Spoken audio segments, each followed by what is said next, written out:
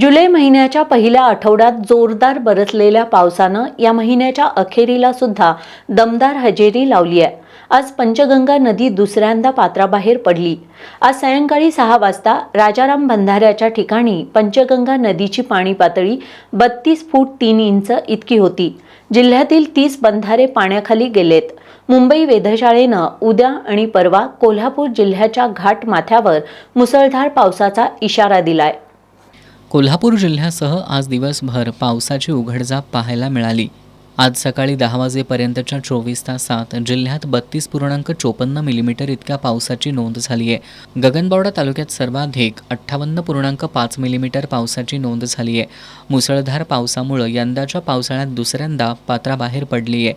आज सायंकाळी 6 वाजता पंचगंगा नदीची राजाराम बंधाऱ्याच्या ठिकाणची पाणी पातळी 32 फूट 3 इंच इतकी होती।